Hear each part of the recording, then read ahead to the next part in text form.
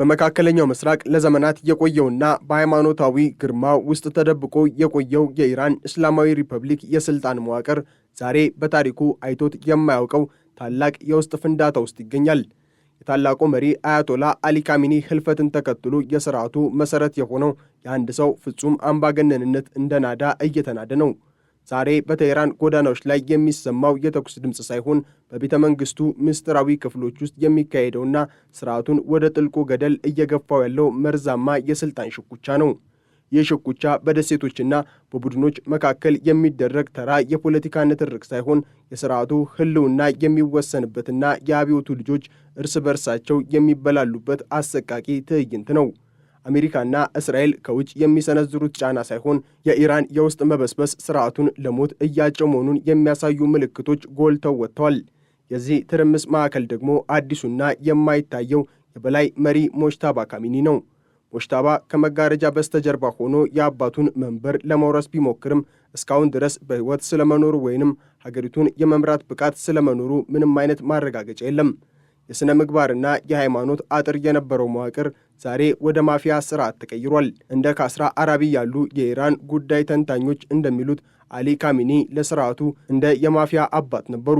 ቡድኖችን ያስታርቃሉ፣ የስልጣንና የገንዘብ ክፍፍሉንም ያስተካክላሉ። እርሳቸው ሲወገዱ ግን ያ የተማከለ ኃይል ጠፍቶ እያንዳንዱ ቡድን የራሱን ስልጣንና የጥቅም ግዛት ለመመስረት ሰይፉን መዟል። ዛሬ ሞጅተባ ካሚኒ የሚባል መሪ ሳይሆን የሞጅተባ ስም እንደ ጦር መሳሪያ የሚያገለግል ምስጢራዊ መጋረጃ ሆኗል። እያንዳንዱ አንጃ የሞጅተባን ስም እየጠራ ተቀናቃኙን ከሃዲ በሚል ስም ለማጥፋት ይፋለማል። ይህ የሙት መሪ ድራማ ኢራንን ወደ መሪ አልባነትና ወደ ፍጹም ትርምስ እየገፋት ይገኛል። ይህ የስልጣን ክፍተት የፈጠረው ትርምስ ደግሞ በፕሬዝዳንት መሱድ ፔዜሽኪያን ላይ በግልጽ ይታያል። ፔዜሽኪያን እንደ ፕሬዝዳንትነት ቢሾሙም በተግባር ግን ምንም አይነት ስልጣን የሌላቸው የወረቀት አንበሳ ሆኗል። በቅርቡ የወጡ መረጃዎች እንደሚያመለክቱት ፕሬዝዳንቱ በተደጋጋሚ የመልቀቂያ ደብዳቤ አስገብተዋል። የኢራን ወታደራዊ መዋቅርና የሃይማኖት አክራሪዎች ፔዜሽኪያንን ሙሉ በሙሉ አግልለዋቸዋል። ፕሬዝዳንቱ ከሞጅተባ ካሚኒ ጋር ያደረጉት ተብሎ የሚወራው የመኪና ውስጥ ስብሰባ የሥርዓቱን ውድቀት ቁልጭ አድርጎ ያሳያል። ፕሬዝዳንቱ መሪውን ለማግኘት መስታወቱ በጠቆረ መኪና ውስጥ ተጭነው ሳይታዩና እጅ ሳይጨባበጡ በድምፅ ብቻ ትዕዛዝ መቀበላቸው የሥርዓቱ መሪ በቁም የሞተ ወይንም ሰው ያልሆነ መንፈስ ስለመሆኑ ጥርጣሬን አባብሷል። ፔዜሽኪያን ራሳቸው የሰማሁት ድምፅ የመሪው መሆኑን እርግጠኛ አይደለሁም ማለታቸው በቴህራን ቤተ መንግሥት ውስጥ የሚካሄደው ድራማ ምን ያህል አስፈሪና ምስጢራዊ መሆኑን ያረጋግጣል። ይህ ፕሬዝዳንቱ ለወታደራዊ ክንፍና ለጥላው መንግሥት እጅ የሰጡበት ትልቅ የውርደት ምልክት ነው። በሌላ በኩል ይህንን የሥልጣን ክፍተት ተጠቅሞ የሀገሪቱን ስልታዊ ቁልፎች የተቆጣጠረው የእስላማዊ አብዮት ጥበቃ ጦርና መሪው አህመድ ሻሂዲ ናቸው። ሻሂዲ ዛሬ ከፕሬዝዳንቱና ከውጭ ጉዳይ ሚኒስትሩ በላይ የአሜሪካንና የክልላዊ ፖሊሲውን የሚወስኑ የጥላ መንግሥት ሆኗል። ፔዜሽኪያን ከዋሽንግተን ጋር ለመደራደር ቢፈልጉም ሻሂዲ ግን ጦርነትና ግጭትን እንደ ብቸኛ አማራጭ ይዘው ብቅ ብለዋል። ይህ በወታደራዊው ክንፍና በሲቪል አስተዳደሩ መካከል ያለው ሰፊ ልዩነት ሀገሪቱን ወደ ሁለት ተቃራኒ አቅጣጫዎች እየሳባት ነው። ወታደራዊ ክንፍ ዲፕሎማሲን እንደ ክህደት ሲመለከተው፣ ሲቪል አስተዳደሩ ደግሞ ጦርነትን እንደ ራስን ማጥፋት ይቆጥረዋል። ይህ የውስጥ ቅራኔ የሥርዓቱን አንድነት አፍርሶታል። ዛሬ በኢራን ውስጥ ማን ትዕዛዝ እንደሚሰጥና ማን እንደሚፈጽም የሚታወቅ ነገር የለም። እያንዳንዱ ተቋም የራሱን ጦርነትና የራሱን ሰላም ያውጃል። የሻሂዲ የበላይነት ማግኘት ማለት ኢራን ለወታደራዊ አምባገነንነት እጅ ሰጥታለች ማለት ነው። ይህ የሥልጣን ሽኩቻ ወደ መገናኛ ብዙሃንም ዘልቆ ገብቷል።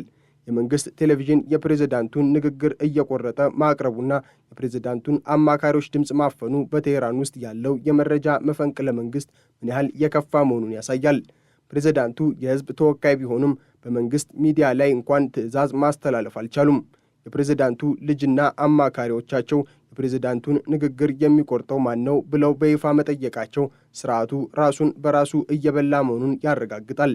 ከዚህ ቀደም ተቃዋሚዎችን ለማጥቃት ይሰራበት የነበረው ከሃዲ የሚለው ስያሜ ዛሬ በከፍተኛ ባለሥልጣናቱ መካከል መወራወሪያ ሆኗል። የፓርላማ አባላት ፕሬዝዳንቱንና የፓርላማ አፈጉባኤውን ከውስጥ ሆናችሁ መፈንቅለ መንግሥት እያደረጋችሁ ነው በሚል ሲወነጅሉ ስርዓቱ የመጨረሻው የመፈራረሻ ምዕራፍ ላይ መድረሱን ያሳያል። የስርዓቱ የውስጥ መረጃዎች እንደሚጠቁሙት የጥላቻና የጥርጣሬ ድባብ በመላው የፖለቲካ መዋቅሩ ላይ ነግሷል። የሞጅተባ ካሚኒ ጉዳይ ደግሞ የሥርዓቱን ውድቀት ይበልጥ ያወሳስበዋል። ሞጅተባ አባታቸው ከሞቱ በኋላ አንድም ጊዜ በአካል አልታዩም፣ ድምፃቸውም አልተሰማም። የተለያዩ ዓለም አቀፍ ጋዜጠኞች እንደሚሉት ሞጅተባ ወይ ሞተዋል ወይም ደግሞ መሪ ሆነው መስራት በማይችሉበት ሁኔታ ላይ ይገኛሉ። የሥርዓቱ አንጃዎች ግን ሞጅተባ አሉ እያሉ የራሳቸውን ፍላጎት ያስፈጽማሉ። ይህ የሙት መንግሥት ትዕይንት ኢራንን ወደ ታላቅ የእርስ በርስ ግጭት እየመራት ነው። ኃያሉ የኢራን አብዮታዊ ዘብ የራሱን የበላይነት ለማረጋገጥ ሲል ሞጅተባን እንደ ምስል ይጠቀምባቸዋል። በሌላ በኩል ደግሞ እንደ ጋሊባፍ ያሉ የፓርላማ መሪዎች የራሳቸውን መንገድ ይከተላሉ። በአሊ ካሚኒ ዘመን የነበረው አንድ ድምፅ ዛሬ በሺህ ጩኸት ተቀይሯል። እያንዳንዱ ባለሥልጣን የራሱን ሕልውና ለማዳን ሲል ሌላውን መወንጀልና ማሳደድ ሥራዬ ብሎታል። ይህ በአንድ መሪ ዙሪያ የተገነባ ሥርዓት መሪው ሲጠፋ እንዴት እንደ ገደል አፋፍ እንደሚንገዳገድ የታየበት አጋጣሚ ነው። የኢራን የውጭ ጉዳይ ሚኒስትር አባስ አራቺ ድርድር የአንድ ሰው ውሳኔ አይደለም ማለታቸውና በወታደራዊ ክንፍ ጥቃት መሰንዘሩ በቴህራን ውስጥ ያለውን የፖሊሲ መዋዠቅ ያሳያል። አሜሪካና እስራኤል ለድርድር በሩን ቢከፍቱም በቴህራን ውስጥ ግን ድርድሩን የሚቀበል ማዕከላዊ አካል የለም። ዶናልድ ትራምፕ ኢራን እንድንደራደራት ጠይቃናለች ሲሉ ቴህራን ግን አልጠየቅንም በማለት ታስተባብላለች። ይህ የሚያሳየው ኢራን ውስጥ የሚታየው መንግስትና የማይታይ የጥላ መንግስት መኖራቸውን ነው። የማይታየው መንግስት ወይም አብዮታዊ ዘቡ ጦርነትን ሲፈልግ፣ የሚታየው መንግስት ደግሞ ማለትም በፔዜሽኪያን የሚመራው ሰላምን ይማጸናል። ይህ ግጭት ሀገሪቱን ለከፍተኛ ወታደራዊና ኢኮኖሚያዊ አደጋ አጋልጧታል። ኢራን ዛሬ ራሷን መከላከል ቀርቶ የራሷን የውስጥ ውሳኔ ማሳለፍም አቅቷታል። ትራምፕ ኢራንን የመጨረሻ ዕድል በማለት ሲያስጠነቅቁ፣ በቴህራን ውስጥ ግን ያንን ዕድል የሚጠቀም አንድነት የለም። በመካከለኛው ምስራቅ ያለው የኃይል ሚዛን ሲቀየር፣ የኢራን ስርዓት ደግሞ ከውስጥ እየበሰበሰ ነው። አክራሪው ፓይዳሪ ቡድን በፓርላማ ውስጥ የነበረውን ስልጣን ማጣቱና የጋሊባፍ ቡድን የበላይነት ማግኘቱ በወታደራዊውና በፖለቲካዊ ክንፍ መካከል ያለውን ጦርነት ይበልጥ አቀጣጥሎታል። የሃይማኖት መሪዎችና የጁምዓ ጸሎት ሰባኪዎች ለመሪው ታዘዙ እያሉ በየቀኑ ቢጮኹም ሕዝቡና ባለሥልጣናቱ ግን መሪው የት እንዳለ እንኳን አያውቁም።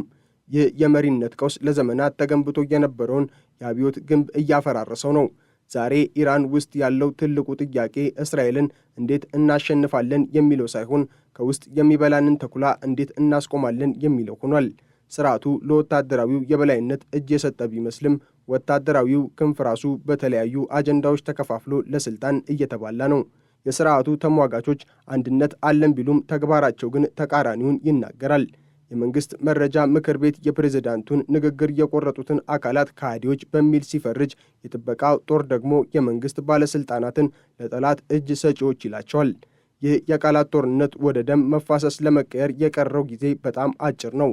የኢራን እስላማዊ ሪፐብሊክ ዛሬ በመጨረሻው የህይወት ምዕራፍ ላይ ትገኛለች። አሊ ካሚኒ ይዘውት የሄዱት የስርዓት ምስጢር ዛሬ በልጆቻቸውና በጀኔራሎቻቸው መካከል ለሚካሄደው ጦርነት ምክንያት ሆኗል። ሞጅተባ ካሚኒ የሚባለው ስም ስርዓቱን በአንድነት ሊያቆይ አልቻለም። ይልቁንም ስርዓቱ የሚፈራረቅበት መሳሪያ ሆኗል። በቴህራን ውስጥ ያለው እውነት የሚያሳየው ኢራን ለዘመናት ስትፎክርበት የነበረው መንፈሳዊ የበላይነት ዛሬ ለስልጣን ጥመኝነት እጅ የሰጠ መሆኑን ነው። ይህ የስልጣን ሽኩቻ በኢራን የኢኮኖሚና የማኅበራዊ ሕይወት ላይም ጥቁር ጥላውን ጥሏል። ሕዝቡ በመንግስቱ ውስጥ የሚካሄደውን ውዝግብ በጥርጣሬና በተስፋ መቁረጥ እየተመለከተው ነው። የኑሮ ውድነቱ፣ ማዕቀቡና የጦርነት ስጋቱ ባለበት ሁኔታ ባለሥልጣናቱ ለስልጣን መጨቃጨቃቸው ሕዝቡን ይበልጥ አስቆጥቶታል። ኢራን ዛሬ በገደል አፋፍ ላይ የቆመች ሀገር ሆናለች። በቤተ መንግስቱ ውስጥ የሚካሄደው ሽኩቻ ወደ ጎዳናዎች ከፈሰሰ ሀገሪቱ ወደማያልቅ የእርስ በርስ ግጭት ልትገባ እንደምትችል ባለሙያዎች ያስጠነቅቃሉ። የሥርዓቱ መሪዎች ግን የራሳቸውን ሕልውና ከማዳን ውጪ ለሀገሪቱ የወደፊት ዕጣ ፈንታ ደንታ ያላቸው አይመስሉም። ይህ በከፍተኛ አመራር ውስጥ የታየው የክህደትና የጥርጣሬ ድባብ የኢራን እስላማዊ ሪፐብሊክ የመጨረሻው የውድቀት ምዕራፍ ማብሰሪያም ተደርጎ ተወስዷል። ሌላው ትልቁ ፈተና የኢራን ወታደራዊ ክንፍ በውጭ ፖሊሲ ላይ የያዘው አምባገነናዊ አቋም ነው። የአብዮታዊ ዘብ መሪው ሻሂዲ አሜሪካንና እስራኤልን የመጋፈጥ አዝማሚያቸው የሀገሪቱን ወደ ፍጹም መገለልና ወደ ጦርነት እየመራት ነው። ፔዜሽኪያንና ደጋፊዎቻቸው ዲፕሎማሲ ብቸኛው መዳኛ ነው ቢሉም በሻሂዲና በደጋፊዎቻቸው ፊት ግን ድምፃቸው ጠፍቷል። ይህ የሚያሳየው ኢራን ውስጥ የፖለቲካ መፈንቅለ መንግስት በተግባር መከናወኑ ነው። ፕሬዝዳንቱ የመልቀቂያ ደብዳቤ ለማስገባት መገደዳቸው ለወታደራዊ ኃይል እጅ መስጠታቸውን ያረጋግጣል። ኢራን ዛሬ በመንፈሳዊ መሪ ሳይሆን በወታደራዊ ጀነራሎች የምትመራ አምባገነን ሀገር ሆናለች። ይህ ደግሞ በሀገር ውስጥና በውጭ ለሚገኙ ተቃዋሚዎች ትልቅ ዕድል ቢከፍትም ለሀገሪቱ ሰላም ግን ትልቅ ስጋት ነው። ከዚህ በተጨማሪም በሃይማኖታዊ ተቋማቱ ውስጥ ያለው መከፋፈልም ስርዓቱን ይበልጥ አዳክሞታል። በታሪካዊቷ የቆም ከተማ የሚገኙ ታላላቅ አያቶላዎች በሙጅተባ ካሚኒ መሪነት ላይ ያላቸው ጥርጣሬ ስርዓቱን ለሞራላዊ ቀውስ ዳርጎታል። አሊ ካሚኒ የነበራቸው መንፈሳዊ ተቀባይነት በልጃቸው ዘንድ ባለመኖሩ የስርዓቱ ሃይማኖታዊ መሰረት ተናግቷል። ሃይማኖታዊ መሪዎቹ በፖለቲካዊ ሽኩቻ ውስጥ መግባታቸው ህዝቡ ለሃይማኖቱ የነበረውን ክብር እንዲቀንስ አድርጎታል። ይህ የሃይማኖትና የፖለቲካ መጋባት የፈጠረው ቀውስ ኢራንን ወደ ሴኩላር ወይንም ወደ ዓለማዊ ግጭት እየመራት ነው።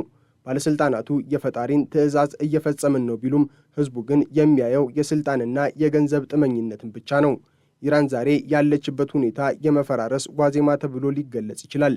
የታላቁ መሪ አለመኖር፣ የፕሬዝዳንቱ ስልጣን አልባነት፣ የወታደራዊው ክንፍ አምባገነንነትና ሚዲያው መከፋፈል ተዳምረው ቴህራንን ወደ ገሃነም ቀይረዋታል።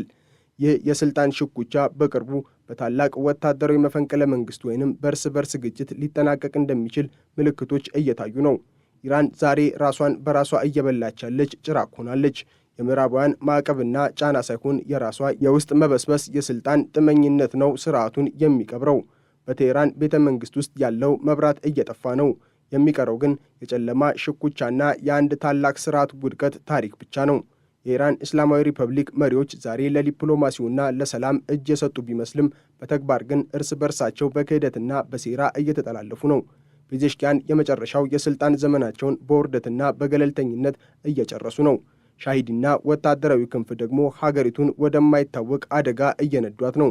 ሙጅተባ ካሚኒ ደግሞ እንደ ጥላ ሆኖ የስርዓቱን መቃብር እየጠበቀ ነው። ይህ የታሪክ ምጸት ነው። ለ40 ዓመታት አንድነት ስትሰብክ የነበረችው ኢራን ዛሬ በገዛ ልጆቿ ክህደትና ሽኩቻ ልትጠፋ መቃረቧ። የመካከለኛው ምስራቅ ካርታ የሚቀየርበት ወቅት ደርሷል። ያ ለውጥ ደግሞ የሚጀምረው በቴህራን ቤተ መንግሥት መፈራረስ ነው።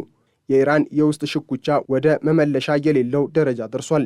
ፕሬዝዳንቱ፣ ወታደራዊ ክንፍ፣ ፓርላማውና የሚዲያ ተቋማቱ እርስ በርሳቸው የሚተራረዱበት አውድማ ሆኗል።